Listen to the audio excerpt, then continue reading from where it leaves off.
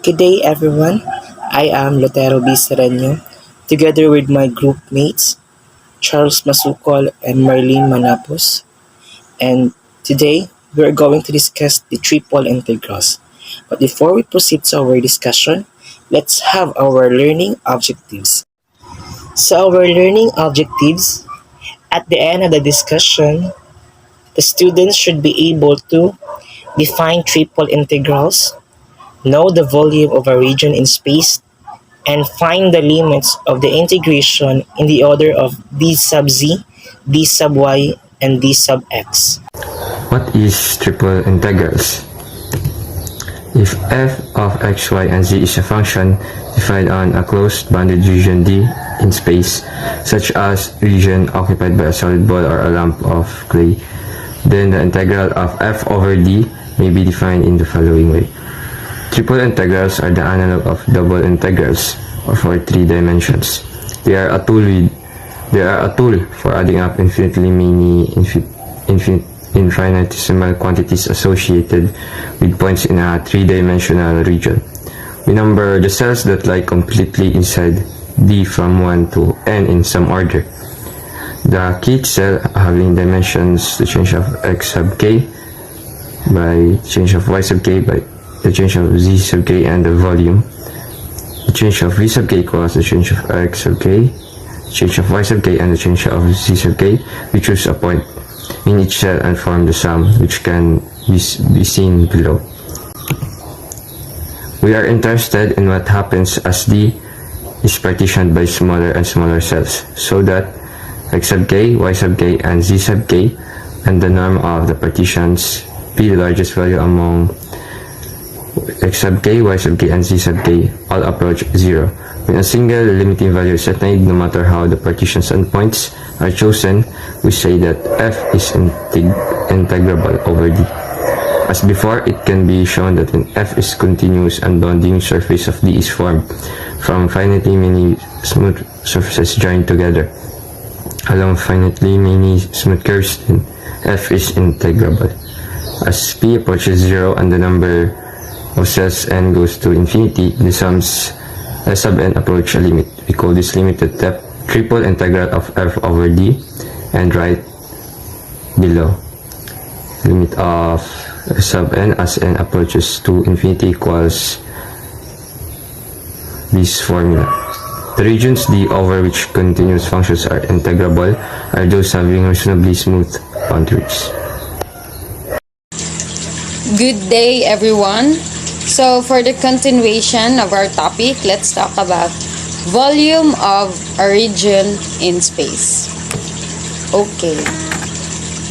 So if f is the constant function whose value is 1, then the sums in equation 1 reduce to s sub n is equals to summation of function x sub k, y sub k, z sub k times to the change of variable v sub k is equals to summation of 1 times change of variable v sub k is equals to summation of change of variable v sub k.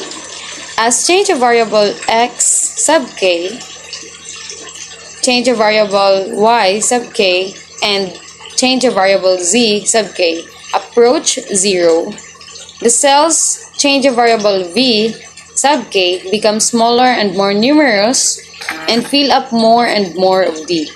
We therefore define the volume of D to be the triple integral. Limit of n to infinite, the summation of n sub k is equals to 1, change of variable v sub k is equals to the triple integral over region D dv. Remember, the volume of a closed bounded region D in space is V is equals to triple integral over D dV. Finding the limits of integration in the order of d sub z, d sub y, and d sub x. When we are going to evaluate the triple integrals, we need to apply the three-dimensional versions of fluminized theorem. This Fibonacci theorem was discussed by a group of Bancale. So when we are going to evaluate integral, we need to apply three-dimensional versions of Fibonacci theorem, and to evaluate it, we need to repeat 3 times a single integrations. As with double integrals, there is a geometric procedures for finding the limits of integrations for these single integrals. To evaluate over a region of D, we have the formula. We have the first formula, the triple integral over the region of D of the functions f of x sub k, y sub k, and z sub k multiplies to dv. So when we're going to evaluate a triple integral, we need to integrate first. We need to arrange it first. So when we're going to integrate the triple integral, we need to integrate first with the z sub k, or the z.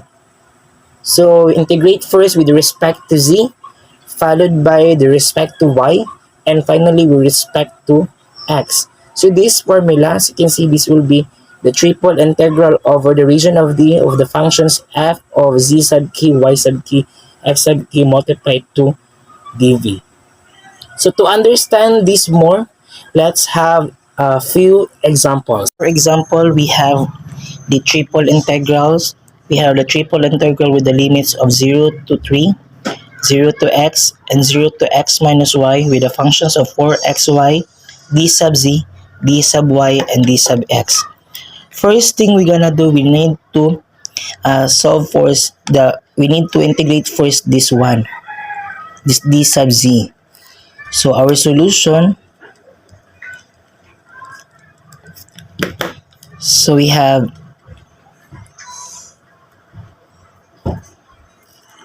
so we have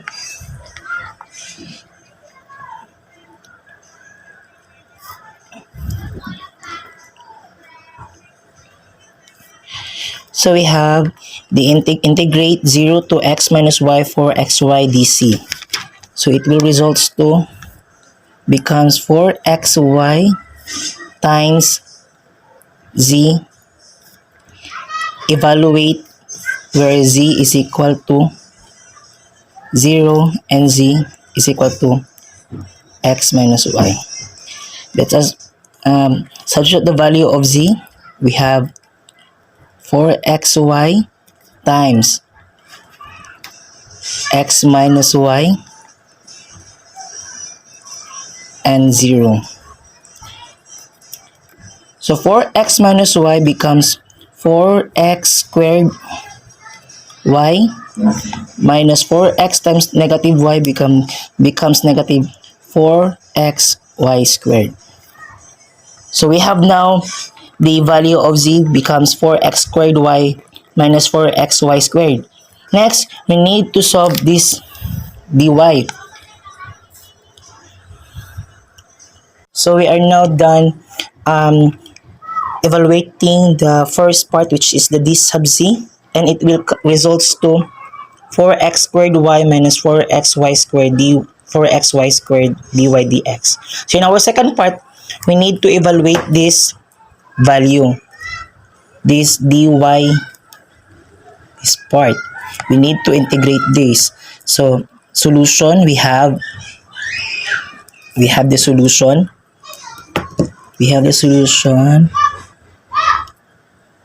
So integrate with the limits of 0 to x with the functions of 4x squared y minus 4xy squared dy. Next, so 4x squared multiplies to y. Since the antiderivative of y is y squared over 2 minus 4x, then the antiderivative of y squared is multiplies to y cubed over 3. Evaluates y is equal to 0 and y is equal to x. So 4 divide 2 is 2. So 2x squared multiply to we need to substitute the value of y, which is y is equal to x. So x squared minus 4 over 3x, 4 third, 4 divided 3, 4 third. Then we need to substitute the value of y, which is x.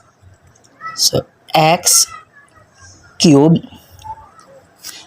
minus, so if we substitute the value of 0, it will result to 0. So 2x squared, 2x squared times x squared is 2x fourth. Then 4 third, x times x cubed is x to the fourth. Since these two is like terms, so we need to combine like terms. So 2 minus 4 third is equal to 2 third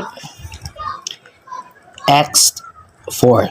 So in our second part, the evaluated of dy it results to 2 third x 4. So in our third part, our last solution now, third part becomes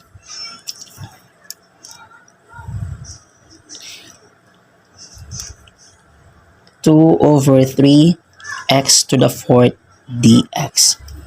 So in our third part, we have now the we need to integrate the d sub x, or integrates with the limits to 0 to 3, 2 third x to the fourth dx. We are now in our last part process. So we have down the integrates with the limits of 0 to 3, 2 third x fourth dx. So we know na the antiderivative of x to the fourth is x5. So we have 2 third times x to the fifth power over 5. Then evaluated with where x is equal to 0 and x is equal to 3.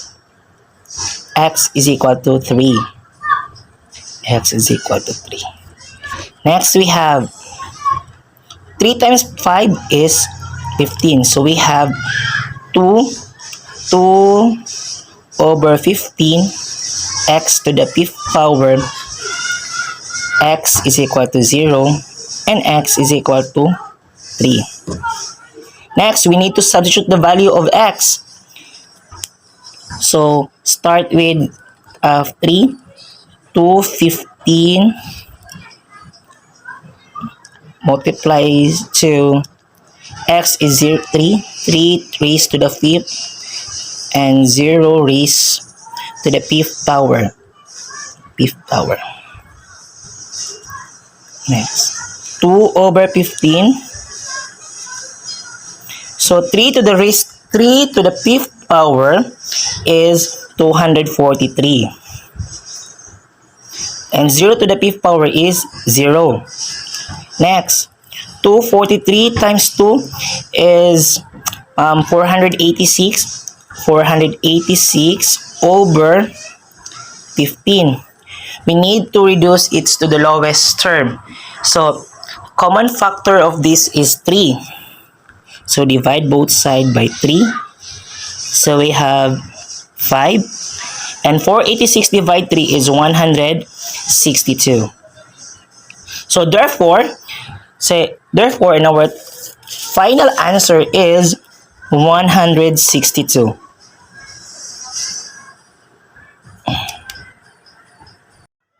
And for your Ascent Assessment, you need to evaluate these triple integrals, and we have with the limits of 0 to 1, x to 2x, 0 to x plus y, 2xy, dz, dy, and dx. And you need to submit this before our Christmas break.